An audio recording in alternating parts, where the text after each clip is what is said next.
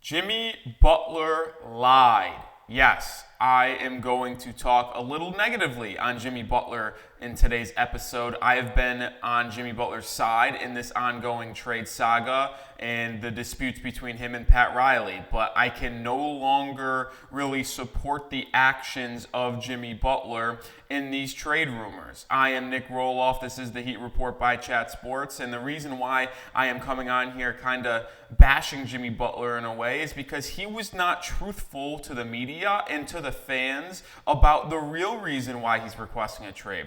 Now, many of us kind of knew that it was because of the money and the fact that Pat Riley was unwilling to give him that 2-year Supermax extension that he wanted in the offseason, that being 2 years, $113 million guaranteed. It would have made his contract next year $55 million guaranteed rather than the $52 million player option, and it would have given him $58 million guaranteed in the 26-27 season. Well, the Miami Heat were hesitant to give him that deal because Jimmy Butler simply has not been giving them the effort that they have required from him in the regular season. He's a terrific playoff basketball player. There's no debating that. We've seen what Jimmy Butler has done in the postseason in a Heat uniform. But in the regular season, the Heat have consistently been the 4 seed or lower in the play-in the last 2 seasons. The only time they didn't is when they were the 1 seed in 2021. So it's just one of those things where it's like, well, Jimmy, you want this money, you want this extension, but you also will be 36, 37. You play in the high 40s to mid 50 games per season. We want to see you put together a full regular season of playing basketball on a nightly basis, playing 65 plus games, playing your heart out and giving us the effort that we desire. And if you do all of those things, we will give you the 2-year Supermax extension. Well, that didn't happen. Jimmy Butler is on pace, or was on pace before the suspension, to play just about 55 games. So the same old. And he's only averaging 18, 19 points per game in the regular season. And it's not like he's going full Jimmy Butler playoff mode every night. And I don't think that's what is expected. But can you be a better leader on the court rather than just sitting in the corner? And Jimmy Butler kind of alluded to the fact that he thinks that might be the coach's fault, right? He doesn't want to have that role on offense. Well, I think he's lying about that too. And before we talk more about Jimmy Butler, let me know in the comment section, do you think a Jimmy Butler trade will happen before the February 6th NBA trade deadline? Get down in the comment section and give me your thoughts. Well, the real reason I wanted to come up here is because it's being widely reported that Jimmy Butler only wants to go to one destination in a trade, and that is the Phoenix Suns. We talked about this yesterday. We talked about this 2 days ago, if we're going to be honest. It became abundantly clear that Jimmy Butler only wants to be traded to the Phoenix Suns after that Chris Haynes report about him kind of telling or nudging the Grizzlies and Milwaukee Bucks as 2 teams who were interested in Jimmy not to trade for him. And it's all about the money with Jimmy Butler. There is no ifs and buts about it. Butler wants a 2-year Supermax extension, and it is being widely reported that the only team that is willing to give him that contract is the Phoenix Suns. And it's also being rumored that Kevin Durant, who's nearing the end of his contract, will only re-sign with the Phoenix Suns if they make a Jimmy Butler trade happen. So there's a possibility that KD is out in the next couple of years as well if they don't trade for Jimmy Butler. And it is being conveyed to Jimmy that they will give him that contract that he wants. And that is the reason why he only wants to go to Phoenix. Because a team like the Grizzlies, a team like the Bucks, other teams out there that could potentially have interest in Jimmy Butler, I don't think have interest in extending him to that full max extension. They would be trading for him to get him on their current roster to try to help them win this year and potentially next year if he opts into the player option.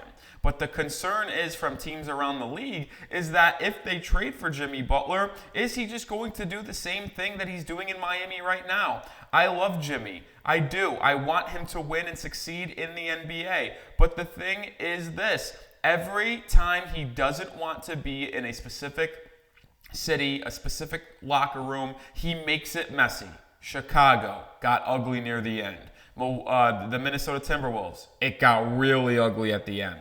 We know how ugly it ultimately became in Philadelphia, and then look at what is happening right now with Jimmy Butler and the Miami Heat. Everywhere he goes, he creates a mess when he wants to leave, and they don't respect him in his opinion. So the question I have is, how are the Heat going to get a trade done with Phoenix? Because Bradley Beal's contract continues to be the biggest sticking point. The Miami Heat do not want Bradley Beal, and they're going to have to find a third team to try to acquire Bradley Beal, but Beal also have to sign off on that and waive his no trade clause. It is becoming more and more far-fetched that Jimmy Butler is traded, and the Heat are gearing up for this, Jimmy Butler's gearing up for this, and I am gearing up for his return to the Heat locker room, because unless he does something outlandish to earn another suspension for a longer period of time or the season, it certainly feels like Jimmy Butler will be on the Heat's roster when the Heat play at home against the Denver Nuggets on January 17th, and I think he's going to be expected to play in that game.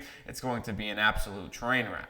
We're going to continue the conversation here in just a second, but we are sponsored by Game Time, the #1 ticketing app out there. And if you want to go see the Heat play in person, if you're in Miami, make sure you use Game Time to get those tickets. And boy, would that ticket be worthwhile against the Nuggets on January 17th. Game Time has so many features to make purchasing tickets so much easy, like Game Time Picks. Game Time Picks filters out the fluff to show you only incredible deals on great seats, so you don't have to waste time searching through thousands of tickets. And you can get tickets to live sporting events, comedy shows, concerts, theaters, it does not matter. Use the feature all-in pricing as well to get the total price of your ticket up front rather than getting blindsided by fees at checkout. You also can get a full panoramic view of your seat in the app before you buy, so you know exactly where you're sitting and your vantage point will be for your live event. I use my tickets on Game Time all the time. That's how I buy my tickets. I got tickets for me and the fam on Christmas for Timberwolves Mavericks basketball. It was a load of fun,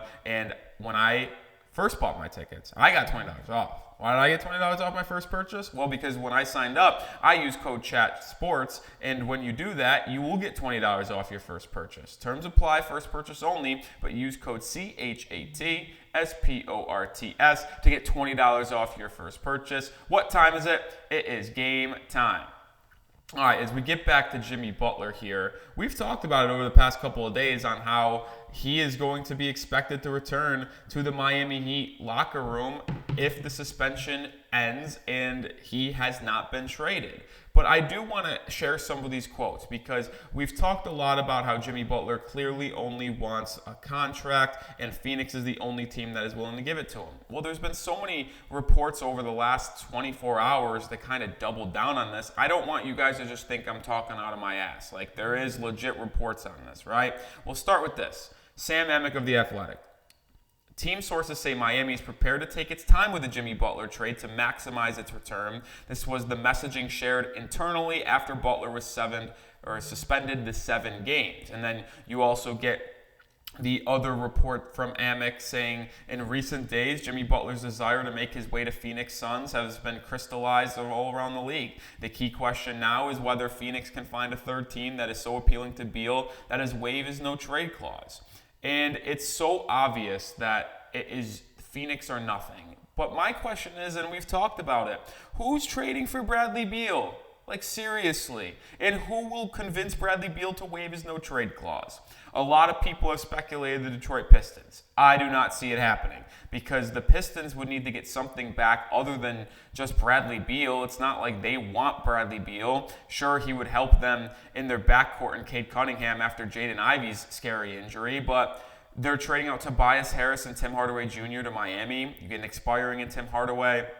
Harris, who would be an expiring next year. I don't want the two of them. And then who gets the first-round pick from Phoenix in 2031? Is it still Miami? That's the only way I would even pick up the phone on that potential deal. If I get Tobias Harris, Tim Hardaway Jr., and a 2031 unprotected from Phoenix, okay, sure. But then does Phoenix send 2 second-round picks to the Pistons to have them get sweetened up to take the Bradley Beal contract? Like, I don't know. I just continue to say this, and I will double down. It is becoming more and more far-fetched that a Jimmy Butler Suns trade happens. And as it looks like it's the only team that Jimmy Butler wants to go to now, and he's trying to force his way there, Is he fine staying in Miami for the rest of the season? And then when that kind of arises, the question then will become what happens in the offseason. Will Jimmy Butler opt out and become a free agent and the Miami Heat can wipe their hands and say, all right, we're done with this situation? Or will he opt into his $52 million player option and then still request a trade? Or will he still want to go to a team willing to give him a larger contract and the Heat perform a sign-in trade? But in a sign-in trade, what are the Heat getting back? Like, seriously. Because will they still want contracts? Because everything is gearing up to the 2026 offseason.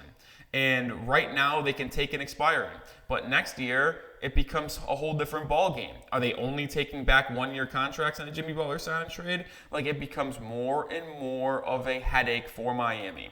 I think there is motivation for the Heat to get a trade done before the February 6th trade deadline. I truly believe they want to, but they also aren't going to take a bad trade package. And the bad trade package is the only thing being presented to them right now. And unless Jimmy Butler changes his thought process and will open up to more teams, well, then I think we're going to be in a stalemate right now. I really do. And it's unfortunate, but that is where we are because I don't think Phoenix is going to be able to pull this off. So unless it gets closer and closer to that February 6th trade deadline and Jimmy Butler's like, well, shit, I actually don't want to be in Miami still, and I guess Phoenix isn't going to be able to make this happen because of Bradley Beal, so I guess I'll open up and I'll be fine being traded to Memphis. I'll be fine maybe getting traded to Milwaukee if another team comes calling Miami and they're like, I'll fine to go there. But that seems to be where we're at. Unless Jimmy Butler changes his mind on only the Phoenix Suns, we are going to be on a stalemate until that trade deadline and maybe past the NBA trade deadline, which is why make sure you subscribe because we will have you covered on every single piece of news and rumors surrounding Jimmy Butler and the Miami Heat. We will also be live tonight against the Utah Jazz. We'll be live on Saturday against the Blazers as well. He got a big win on Tuesday against the Warriors. Let's see if they can continue momentum and get to 20-17 by finishing out this week with wins against Utah and Portland. Hopefully I see everyone tonight on the live show. Go Heat!